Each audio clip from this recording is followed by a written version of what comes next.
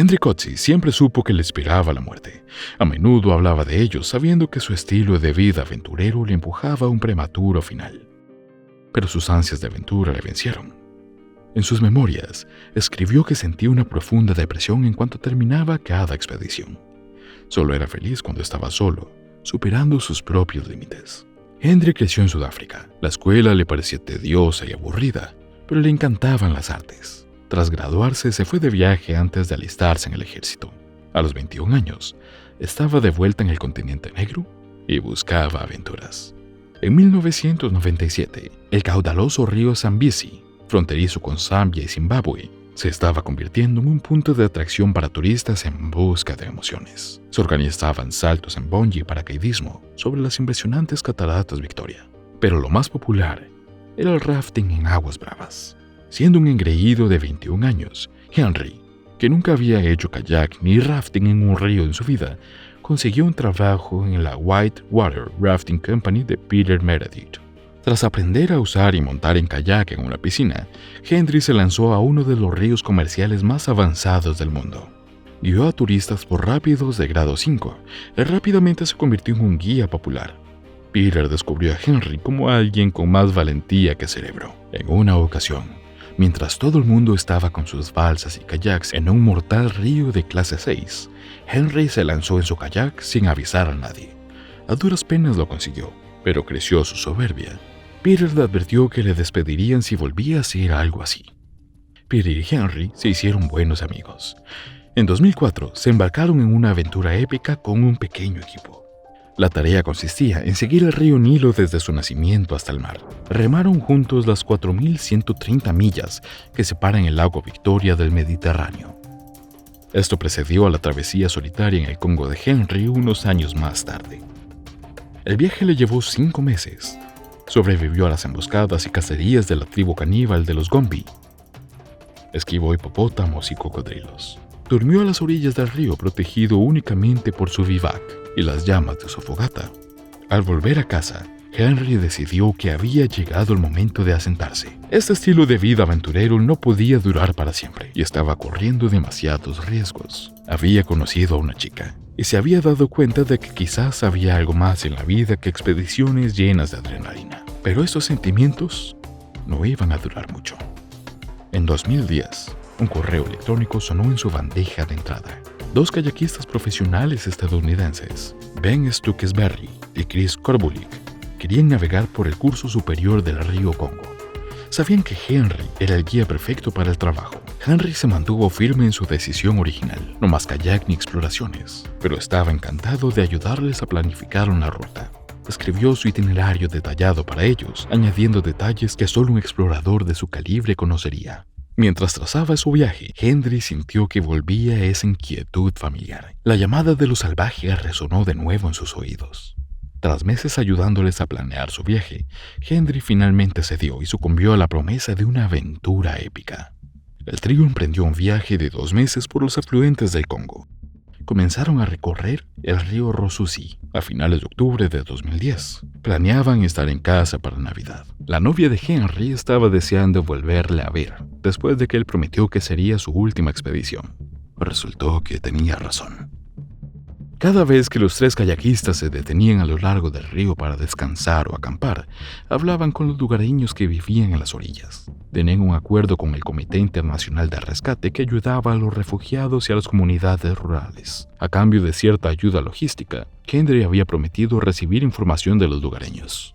Al hablar con una comunidad, les dijeron que además de necesitar agua potable y educación, también necesitaban ayuda para terminar con un grave problema de cocodrilos.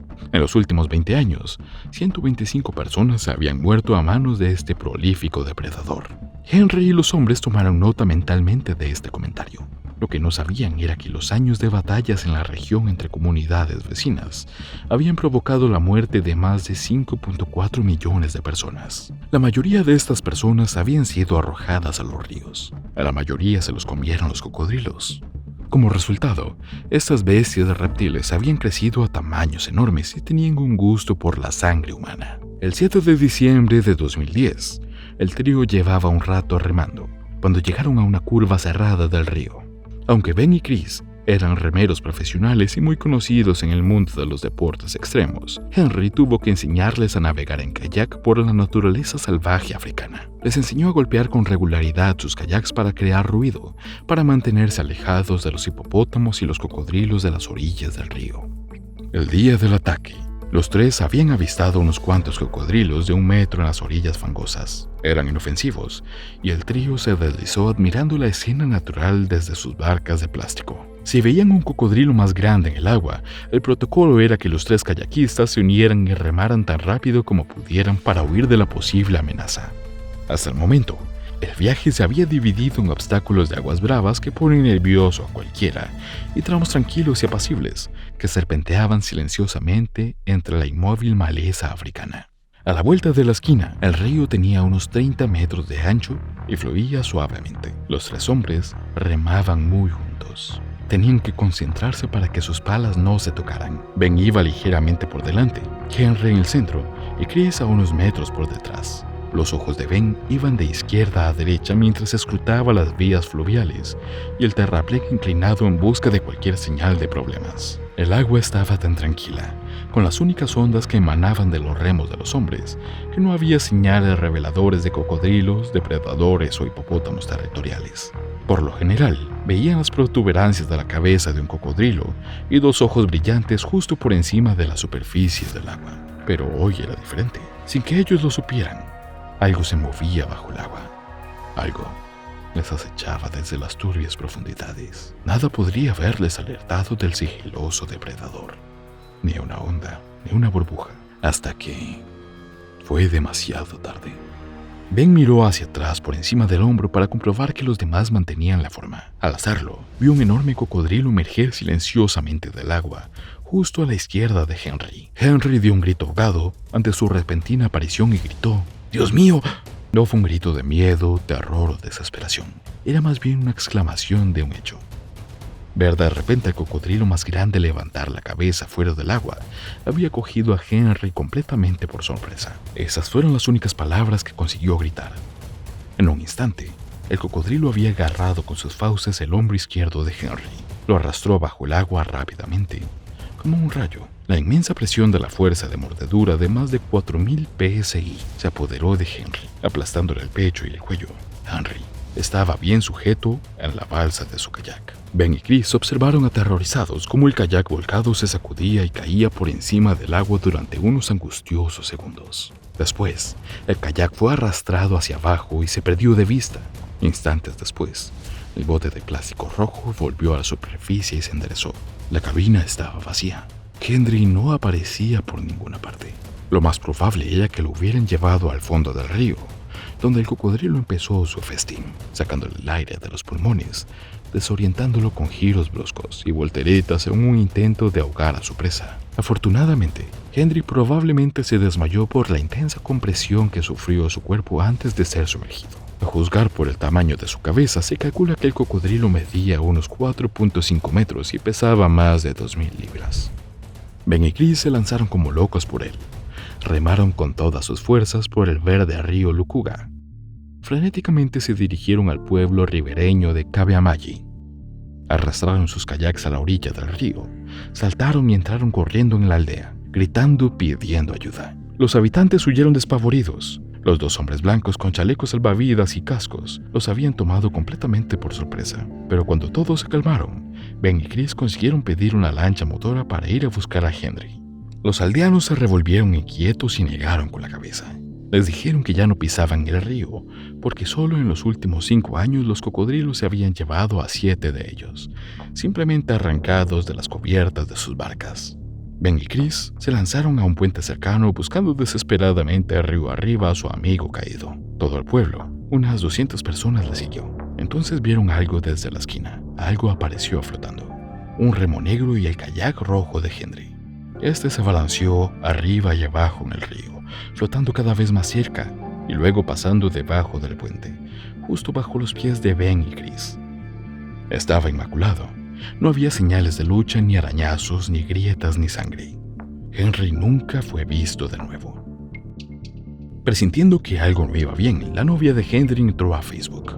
Su corazón dio un brinco cuando en su pantalla aparecieron mensajes de condolencia por Henry. Esto no podía estar pasando. Debía tratarse de un error. Se suponía que iban a reunirse pronto. Se acercaba el final de su expedición, su última expedición. Angustiada y desolada, la novia de Henry aún viajó al bar ugandés en Nochevieja, donde tenían previsto encontrarse. A través de la tenue iluminación y el constante ritmo bajo de la música, buscó a Henry en la brumosa pista de baile, todavía con la esperanza de ver surgir entre la multitud aquella deslumbrante sonrisa confiada. El reloj dio las 12. Los asistentes a la fiesta estaban felices, pero Henry no aparecía por ninguna parte. Se había encontrado con un indomable. Todo eso quedó sin importancia el día 24 de febrero de 2010, cuando fue asesinada por una de las orcas a las que había aprendido a conocer y querer. Desde pequeña, los padres de Dawn Brancheau la llevaban a SeaWorld, en California, y a los 10 años ya sabía a lo que quería dedicarse de adulta.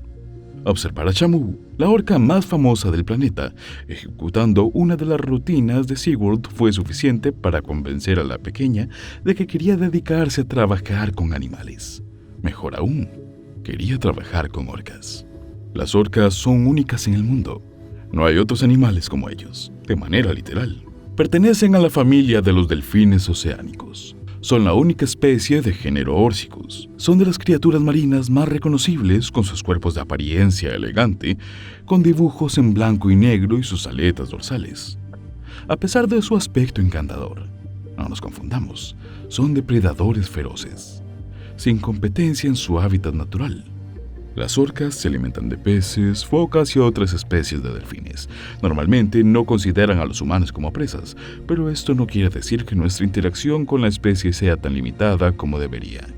Algunas poblaciones de orcas se consideran amenazadas o en peligro, debido, en parte, a los parques de mamíferos marinos como SeaWorld.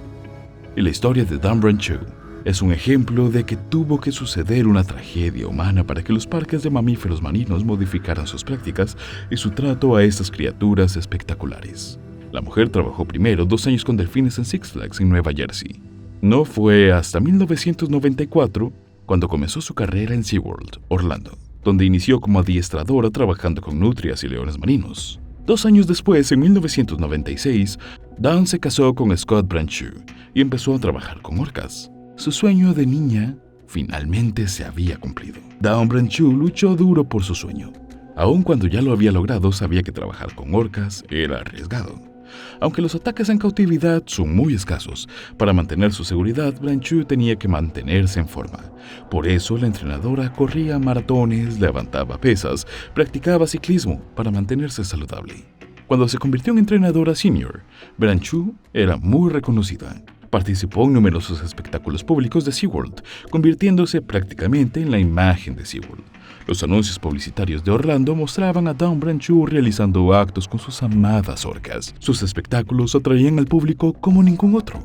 Las diversas maniobras que ejecutaba junto con los poderosos animales divertían a chicos y a grandes. En 2010, Dawn Brancheau ya era conocida como una de las adiestradoras de orcas más famosas del mundo.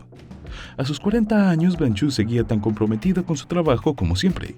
Ver a la mujer de 1,70 m hacer que las enormes orcas la obedecieran era asombroso, y el público disfrutaba con sus espectáculos. Uno de los espectáculos más populares ofrecidos en SeaWorld en 2010 se llamaba Cena con Shamu. El concepto era sencillo. Los visitantes disfrutaban de una comida mientras se entretenían con una actuación de adiestramiento de orcas. Después del espectáculo, los visitantes también podían ir al área de observación y tomar algunas fotos de las orcas. Aunque el Shamu original murió en 1971, SeaWorld registró el nombre y lo utilizó para varios espectáculos. De hecho, varias orcas del parque han llevado ese nombre a lo largo de los años. La tarde del 24 de febrero de 2010, Dawn Brancheau tenía previsto realizar un espectáculo de cena con Shamu. Su compañero de trabajo para ese día era Tilikum Shamu, una orca macho de 27 años que pesaba alrededor de 12,000 libras y medía 23 pies. Brancheau había actuado con Tilikum muchas veces antes, y ambos tenían una relación estrecha a pesar del historial de agresividad de la orca hacia los humanos. En 1991, cuando Tilikum ya llevaba 8 años en cautividad, ahogó junto con otras 2 orcas a un entrenador en Sealand of the Pacific, en Vancouver. En 1991 se cobró la vida de un hombre que al entrar en SeaWorld fuera de horario, fue hallado muerto sobre el lomo de Tilikum. Pero Branchu y la orca habían desarrollado lo que se llamó un vínculo estrecho a lo largo de los años. Según las palabras de John Hargrove, principal adiestrador de SeaWorld, la unión entre Tilikum y ella era inigualable, y ella aún más apegada a él. Parecía que Tilikum tenía un cariño profundo por Branchu, y ella definitivamente sentía lo mismo por la orca. Sin embargo, este vínculo iba a ser probado el 24 de febrero de 2010. La presentación había empezado bien. Tilikum había seguido las instrucciones y había ejecutado todos los trucos adecuadamente. Branchu no estaba sola con la orca. La norma era que siempre hubiera al menos un observador presente. Alguien que pudiera activar una alarma y lanzar una cuerda o red al estanque si alguna vez la orca atacaba a un entrenador. Ese día de la semana, Branchu estuvo acompañada por 2 observadores, Jan Topoleski y Lynn Shaver. La presentación transcurrió sin incidentes y concluyó sin problemas.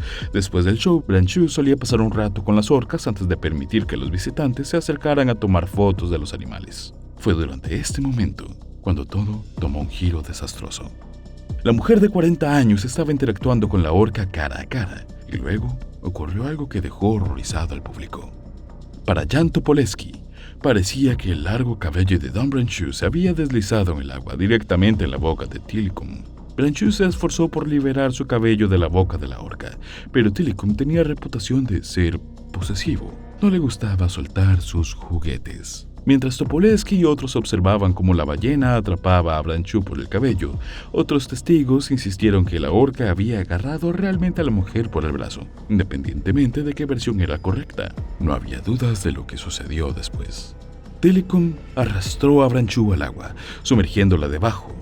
Forcejeó durante un tiempo y la orca metió a la mujer en su boca.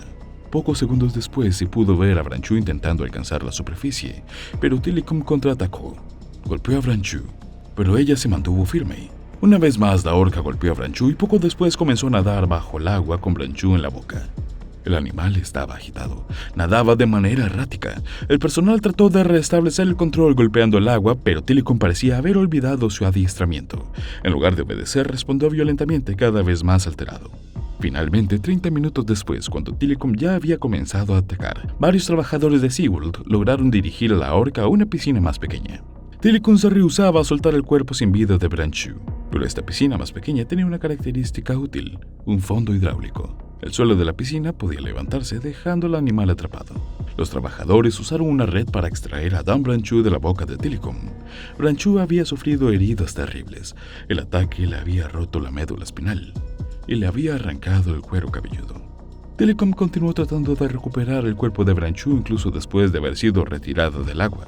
Cuando colocaron su cuerpo a cierta distancia de la piscina, Tilikum se elevó por encima de la pared de la piscina, como si intentara alcanzar a Branchu. Branchu murió ahogada y con lesiones traumáticas.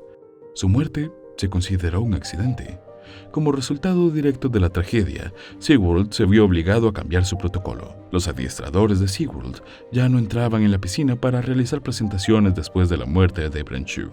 La Administración de Seguridad y Salud Ocupacional multó al parque en agosto de 2010 por 3 violaciones de seguridad, alegando que la compañía había puesto en peligro a su personal de manera deliberada. SeaWorld apeló varias veces para que se le permitiera reanudar las presentaciones acuáticas, pero una comisión especial del Departamento de Trabajo se negó a escuchar el caso en 2012. En 2016, tras la reacción del público, SeaWorld dejó de criar orcas en cautividad. La empresa se comprometió a centrarse en la conservación y la rehabilitación de las orcas a su cuidado. Las orcas no son mascotas, no son artistas, son animales salvajes que merecen su libertad. Y si seguimos conviviendo con ellas a pesar de su peligrosidad, podríamos enfrentarnos a una indomable.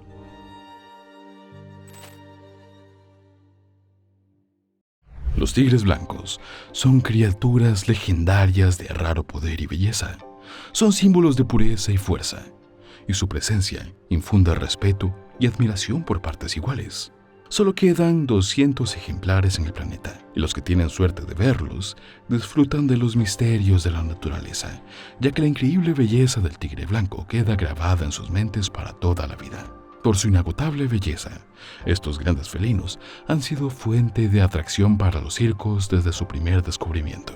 Su capacidad para saltar a través de aros de fuego y realizar increíbles acrobacias los convierten en las estrellas del espectáculo. Siegfried Fischbacher y Roy Horn eran artistas que utilizaban animales vivos en sus espectáculos. Ambos se conocieron en un crucero en la década de 1960, antes de llevar sus números de magia a la ciudad que nunca duerme, Las Vegas.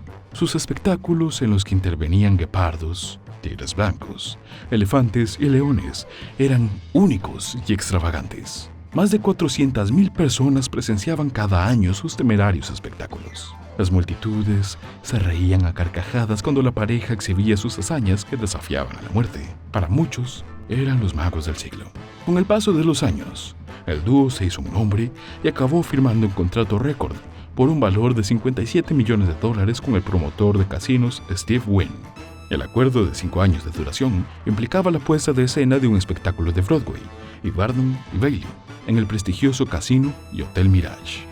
Durante 13 años ofrecieron más de 30,000 espectáculos únicos y extravagantes a multitudes que agotaron las entradas, amasando una enorme fortuna.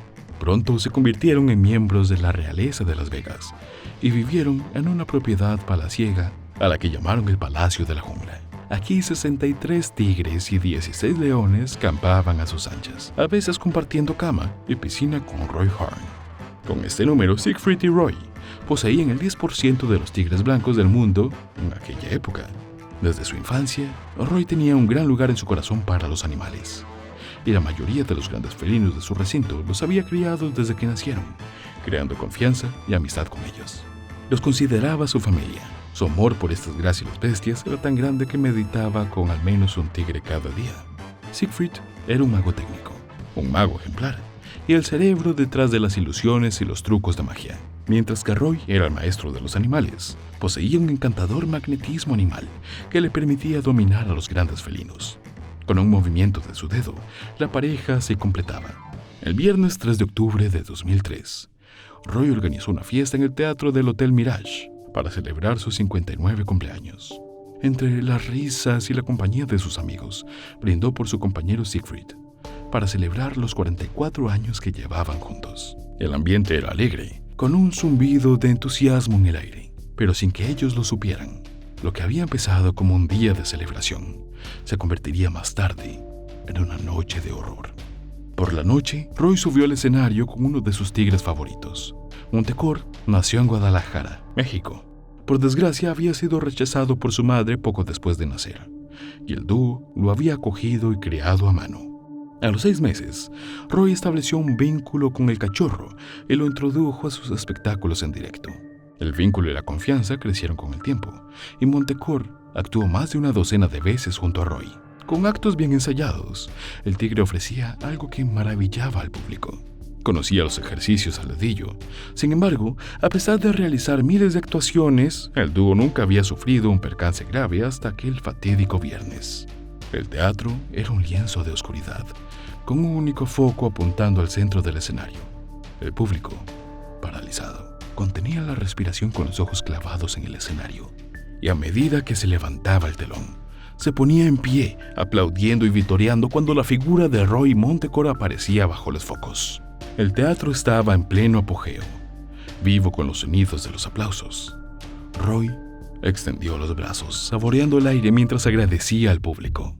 Como los aplausos eran su cumpleaños, estaba dispuesto a ofrecer al público un espectáculo realmente memorable.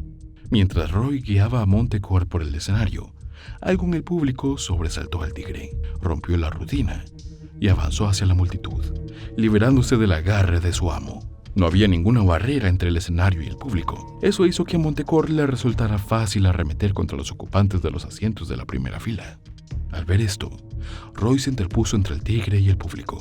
Entonces ordenó a Montecor que se sentara mientras intentaba alcanzarlo y agarrar la cadena que llevaba al cuello. El tigre desobedeció la orden y agarró la mano de Roy, hundiendo sus dientes en su carne, con la mano libre sujetando un micrófono inalámbrico Roy ordenó de nuevo a Manticore que le soltara. Manticore se mostró decidida y sin previo aviso golpeó los pies de Roy, derribándolo. Roy cayó al suelo con un doloroso gemido. Intentó ponerse en pie, pero antes de que pudiera, Manticore, de 400 libras, se abalanzó sobre él, inmovilizándolo con sus patas sin garras. El tigre abrió entonces la boca de par en par, con los dientes brillando bajo los focos, y de un potente mordisco, arrancó a Roy por el cuello. Para algunos espectadores esto formaba parte del espectáculo, pero en realidad el mordisco había seccionado la yugular de Roy, sin llegar apenas a la carótida. El público gritó mientras la sangre salía despedida por todo el escenario. Al ver esto, Siegfried se unió a la acción, gritando ¡No! ¡No! A Manticore. No le hizo caso. En su lugar, arrastró a Roy 30 pies fuera del escenario, literalmente como un muñeco de trapo. Como recordaría más tarde un testigo, los entrenadores se abalanzaron sobre el tigre intentando que soltara a Roy. Apretaron y lanzaron un extintor a la cara del tigre, pero fue en vano. Luego le golpearon la cabeza con el extintor. Y finalmente, Manticore soltó a Roy mientras se retiraba a su jaula. El ambiente en el teatro, completamente lleno, cambió. La conmoción había conmovido a varias personas del público. Entre bastidores, Roy yacía inmóvil en un charco de sangre. Cuando llegaron los médicos de urgencia, su estado era crítico. Había perdido casi 2/3 de su sangre en la ambulancia. El equipo médico consiguió detener la hemorragia, mientras Roy murmuraba: «No le disparen al gato antes de dormirlo».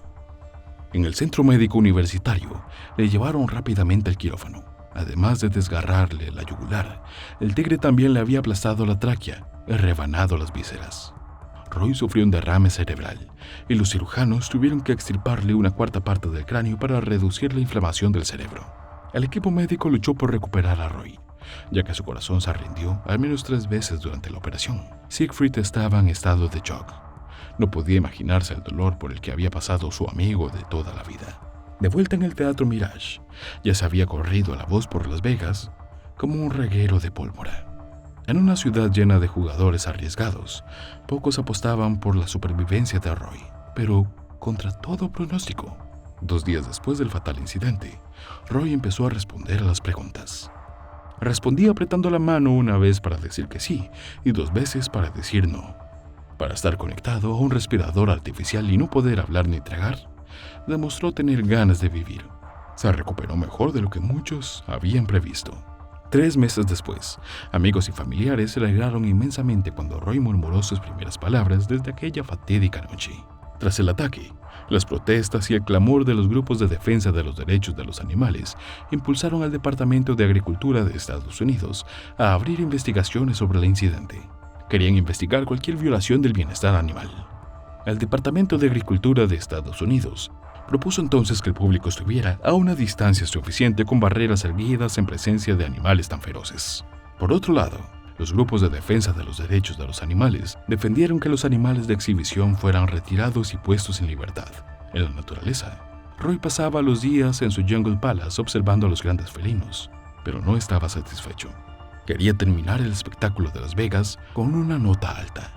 Y así, 6 años después del incidente, el dúo regresó milagrosamente a los escenarios para su última actuación. A pesar de su edad y de no estar tan en forma como antes, el espectáculo no tuvo la misma energía y emoción. Pero aún así, fue un final apropiado para la tremenda carrera del dúo. En cuanto a Manticore, pasó el resto de sus días en el Jungle Palace, hasta 2013, cuando falleció a causa de una enfermedad. El dúo alemán quedó profundamente devastado, a pesar de su cercano encuentro con un indomable.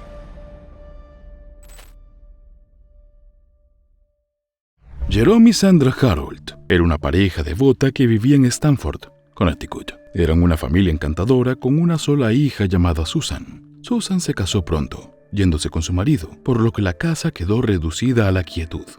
El 24 de octubre de 2003, la solitaria pareja se cansó del aburrimiento y compró un chimpancé de 3 días por $50,000. El chimpancé al que llamaron Travis en honor a la estrella de música country favorita de Sandra. Travis Tritt vivió con la pareja en su casa. La pareja bañaba, alimentaba con biberón, vestía e incluso cepillaba los dientes de Travis. Querían y adoraban al chimpancé y lo trataban como a su propio bebé. Travis había aportado a la casa un nuevo sentido de la vida y algo que mantenía ocupada a la pareja tras la marcha de su hija. A medida que Travis crecía, adoptó las costumbres de sus padres humanos y aprendió a descifrar su lenguaje verbal y no verbal. La pareja tuvo que reestructurar su casa para acomodar al chimpancé en rápido crecimiento. Crearon una habitación enorme y colgaron ruedas de columpio de cuerdas para que Travis jugara y deambulara. Siempre estaba ocupado columpiándose y saltando en el sofá y la cama mientras la pareja trabajaba en otras tareas. En la mesa, Travis se sentaba y tomaba una copa de vino. Comía con la familia. La pareja lo había mimado mucho. Pronto, todo el mundo en Stanford le conocía. Los vecinos y la policía abrazaban y saludaban a Travis cada vez que lo veían. Su carácter afable se ganó el corazón de los residentes y en poco tiempo se convirtió en una celebridad local. Podía vestirse solo, dar de comer heno a los caballos, abrir puertas cerradas con llave y regar las plantas. Para él la tecnología era una curiosa hazaña que se esforzaba por aprender. Su afición al béisbol lo llevó a dominar la televisión con el control remoto. El chimpancé también podía arrancar e iniciar sesión en el ordenador familiar y navegar por las imágenes. Tenía debilidad por los helados, lo que lo hacía memorizar los días y las horas en que el camión de los helados pasaba por casa. En 2003, la pareja se dirigió a la ciudad para reponer provisiones, llevando a Travis en el asiento trasero con la ventanilla parcialmente abierta. Estaban atrapados en el tráfico, cuando una persona que pasaba por allí lanzó una lata de refresco vacía contra el coche, golpeando a Travis. Travis se desabrochó el cinturón de seguridad y abrió la puerta del coche y persiguió al culpable. Sin embargo, Travis no lo alcanzó. Se dirigió al asfalto, se tumbó boca abajo y comenzó a rodar deteniendo el tráfico. Los agentes de tráfico tuvieron que pedir refuerzos mientras los conductores y los demás lugareños asistían a una divertida persecución. Travis sonreía mientras derrapaba y saltaba por encima de los coches, eludiendo a más de una docena de policías que le perseguían. La persecución duró casi 2 horas antes de que un cansado Travis volviera finalmente al coche y se abrochara el cinturón de seguridad. Este incidente llevó a las autoridades de Connecticut a aprobar una ley por la que ningún residente podía tener como mascota un primate de más de 15 kilos. Por suerte, Travis quedó exento de la norma porque los Harold llevaban mucho tiempo poseyéndolo y las autoridades creían que no suponía ningún riesgo. Por desgracia, en 2004, un año después de este incidente, Jerome Harold perdió la batalla contra un cáncer de estómago. Esto dejó profundamente desolados a Sandra y Travis, que veían a Jerome como su alfa. El hogar volvió a quedar cubierto por una nube de tristeza, mientras Sandra se hundía. Sin embargo, ese no era el único problema. Los agentes del Departamento de Control de Animales de Stanford empezaron a llamar a su puerta. Los agentes estaban preocupados por la seguridad de Sandra. Con la transición de Travis a la primera infancia, había acumulado fuerza suficiente para igualar a 5 hombres musculosos. Era propenso a la agresividad, sobre todo durante la adolescencia, lo que significaba que sería difícil y perjudicial para Sandra controlarlo. Los agentes de control de animales aconsejaron a Sandra que mantener al chimpancé en los próximos años era poco práctico. Como nunca había dado muestras de agresividad o violencia, Sandra no estaba preocupada. Con el dolor por la muerte de su marido amenazándola como un vicio, Sandra se hundió en la depresión, interrumpiendo todas sus actividades sociales y la comunicación. Pasaba los días sentada y meciéndose de un lado a otro en su silla junto al jardín, mientras contemplaba las puestas del sol. Su estado inestable y vulnerable afectó profundamente a Travis, que se pasaba todo el día comiendo bocadillos mientras veía la tele. Nunca salía de casa y con escasa o nula actividad física. Travis se encontró espantosamente obeso con 110 kilos. Su cara, antes brillante, se había vuelto negra y llena de arrugas. Su pecho había pasado de robusto a flácido a medida que la caída del cabello se apoderaba de él. El domingo 15 de febrero de 2009, Sandra cogió el teléfono y llamó a su amiga íntima Charla Nash, invitándola a una animada charla. Sandra y Charla eran amigas desde hacía años, y ella visitaba con frecuencia la casa de los Harolds. Travis conocía a Charla, la había visto antes incontables veces. Después de ponerse el día, las dos dejaron solo a Travis y se dirigieron al Sun Casino de Mockingham. Empezaron por la peluquería y se arreglaron el pelo antes de ir a cenar. Después el dúo disfrutó apostando antes de dirigirse a casa. Al poner un pie en casa, un sentimiento inquietante agitó a Sarah diferente. Se dio cuenta de que Travis no estaba interesado en su helado favorito.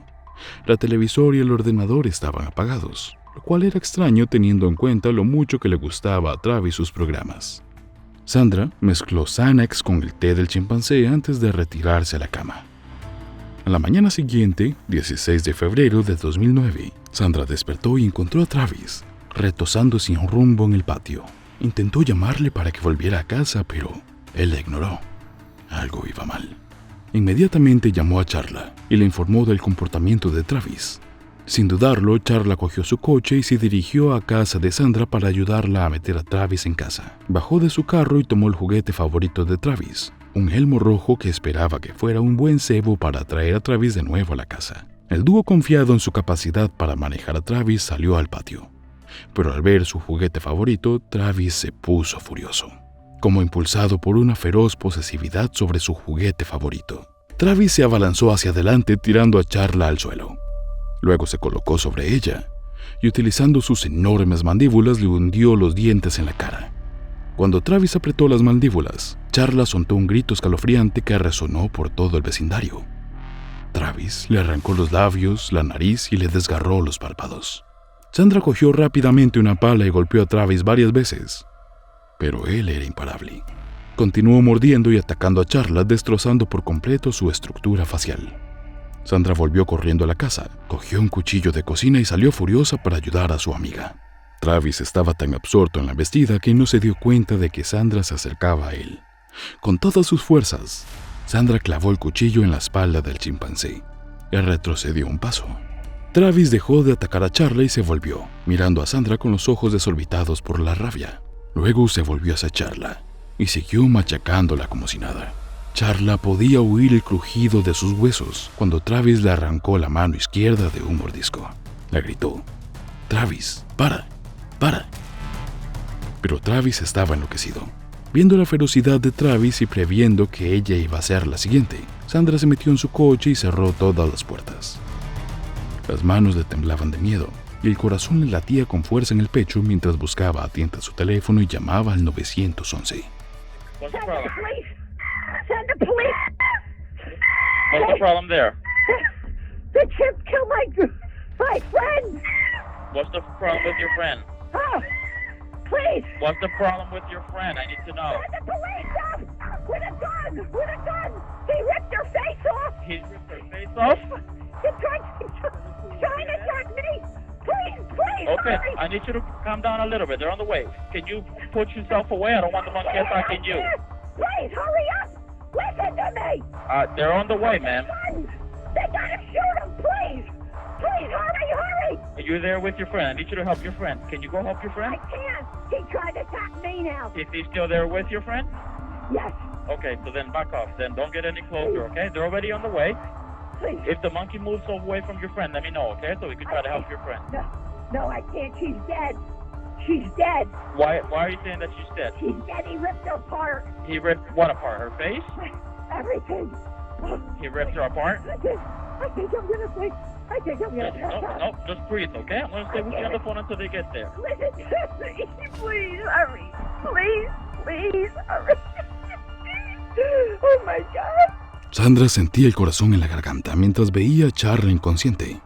El agente Frank Chiafari, que fue el primero en responder a la llamada del 911, encontró a Travis merodeando por el patio mientras Charla yacía inconsciente con la ropa hecha jirones cubierta de su propia sangre. El enfurecido Travis rodeó entonces el coche de policía buscando una puerta abierta. Dentro, el agente Frank se llevó un susto de muerte cuando el chimpancé de 110 kilos rompió la ventanilla del pasajero y abrió la puerta. El agente disparó 4 tiros a Travis.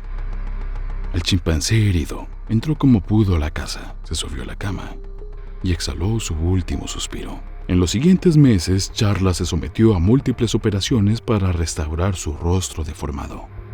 La habían mutilado la mano izquierda y 3 dedos de la derecha.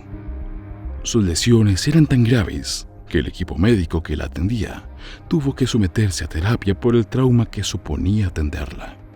El informe toxicológico de Travis reveló que le habían administrado Xanax, lo que pudo haber alimentado su agresividad. Otros argumentaron que Charla se había cambiado el color del pelo y los rizos, haciéndole irreconocible mientras sujetaba la muñeca favorita de Travis, lo que le asustó. Independientemente de lo que provocara el ataque de Travis, Charla sigue viviendo con el trauma y las cicatrices que lo acompañaron, que la recuerdan constantemente del día en que apenas escapó de un indomable.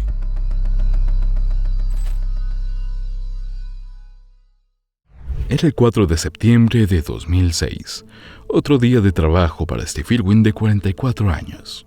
Mientras entregaba su camión con provisiones y equipo y partía hacia el arrecife Bath, cerca de Port Douglas, al noreste de Australia. Él y su equipo se disponían a filmar imágenes submarinas para un próximo documental titulado Ocean's Deadliest para Discovery Channel, dirigido por John Stanton. Varios días antes del rodaje previsto, John no podía quitarse de la cabeza la extraña sensación de que algo malo estaba a punto de ocurrir. Habló con sus amigos y con el productor para pedirles que suspendieran el documental, pero el canal ya había gastado demasiado dinero en el proyecto y no podía permitirse más retrasos. Pero John seguía teniendo la inquietante sensación de que algo iba a salir mal. Redactó un testamento y partió a regañadientes hacia el arrecife, acompañado por Steve Irwin y su cámara, Justin Lyons. La mañana del 4 de septiembre, tras llegar a la pequeña localidad cercana a Port Douglas, embarcaron en el barco de investigación de Steve Irwin, de 75 pies de eslora, llamado The Croc One, y navegaron hacia el arrecife Bath, cerca de la Gran Barrera de Coral, en la costa oriental australiana. La zona albergaba diversas especies de vida marina como tortugas, delfines y ballenas, pero la tripulación quería encontrarse con un tiburón para filmar este episodio. Así que se pusieron los trajes y los tubos para sumergirse en el agua. El mar estaba más turbio de lo habitual, y Steve y el camarógrafo Justin no pudieron encontrar un lugar seguro para buscar un tiburón. Decidieron que lo mejor era suspender el rodaje por ese día, ya que no era el momento adecuado. Pero antes de irse, Steve Irwin vio algo que despertó su interés. No era un tiburón, sino una hermosa raya. Hizo una señal a su camarógrafo para que nadara hacia él y empezara a filmar el animal. Estos animales marinos podían crecer hasta 5 metros, incluyendo una larga y punzante cola de las que tienen gran control y agilidad. Era su arma principal en el ecosistema submarino, pero a Steve Irwin no le molestaba la criatura. Llevaba toda la vida haciendo esto, y sabía que las rayas no suelen atacar a los humanos a menos que las provoques o las pises accidentalmente. Steve nadó más cerca del animal, hasta que estuvo justo debajo de él. Pensó que era el ángulo perfecto para filmar algunas tomas para el próximo programa infantil de su hija Bindi, llamado Bindi the Jungle Girl. Era un espectáculo sereno, con el colorido fondo marino como telón de fondo. Rara vez se había observado las rayas tan de cerca, ya que normalmente se alejaban nadando o se enterraban en la arena al encontrarse con humanos. Mientras Justin Lyons nadaba más cerca de Steve Irwin, ambos ignoraban felizmente lo que iba a ocurrir a continuación. Steve Irwin ahora estaba a unos metros por encima de la mantarraya, intentando encontrar el mejor ángulo para las tomas. Pero, mientras se acercaba, la raya lanzó de repente su larga y afilada cola hacia arriba, cortando el pecho de Steve Irwin. No se dio cuenta inmediatamente de la magnitud del ataque, y una sensación de entumecimiento envolvió su cuerpo durante unos segundos. En la conmoción del agua, antes de que intentaran volver a nadar hacia arriba, Steve Irwin dio instrucciones a Justin para que siguiera grabando. Incluso en circunstancias tan terribles quería sacar algo del encuentro. Justin Lyons, sin embargo, estaba dolorosamente consciente de lo que acababa de ocurrir. Steve Irwin tenía un agujero de 5 centímetros en el pecho y sangraba profusamente, tiñendo de rojo el agua circundante. Temiendo que la sangre pudiera atraer a un tiburón cercano, Justin agarró a Steve Irwin y le insistió nadar hasta un lugar seguro. Cuando salieron a la superficie, la gravedad de sus heridas se hizo evidente de inmediato. Steve Irwin sufrió un dolor insoportable y perdía sangre rápidamente. Le gritó a Justin que el brutal ataque le había perforado los pulmones. Pero la realidad era mucho peor. La cola de la raya le había cortado el costado del corazón, y la pérdida masiva de sangre significaba que podía perder la vida en pocos minutos. Justin Lyons gritó a la tripulación del barco que Steve Irwin estaba gravemente herido y necesitaba ayuda rápidamente. Los compañeros lo subieron frenéticamente a una lancha neumática e intentaron llevarlo rápidamente a tierra. Durante todo el tiempo que estuvieron con Steve, este mostró un espíritu indomable. Estaba perdiendo el conocimiento, y mientras Justin y la tripulación hacían fuerza sobre la herida para detener la hemorragia, le pedían que siguiera vivo por el bien de su familia y de sus 2 hijos. Steve Irwin se dio cuenta de que eran sus últimos momentos y dijo con calma que iba a morir mientras le practicaban la reanimación cardiopulmonar. Unos minutos después, dejó de moverse. Sus ojos se cerraron y su rostro se puso azul. Steve Irwin, famoso conservacionista de la fauna salvaje y querido presentador de televisión, estaba muerto. I've been put on this planet to protect wildlife and wilderness areas. He was a charismatic crocodile hunter who cheated death again and again. Atacado por una raya látigo gigante, fallece Steve Irwin, mundialmente conocido como el cazador de cocodrilos. I think just tackling things on my own and not having my best friend.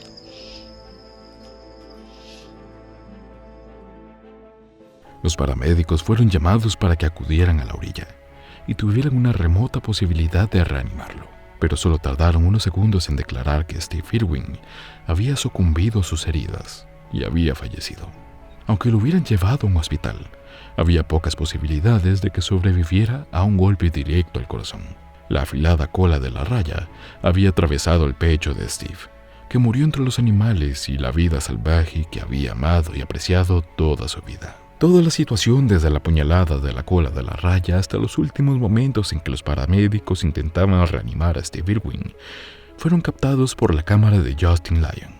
Pero por respeto al espíritu de lucha de Steve y para ahorrar a su familia el dolor de presenciar la escena de su muerte, Justin borró la última copia de la cinta tras una breve investigación policial.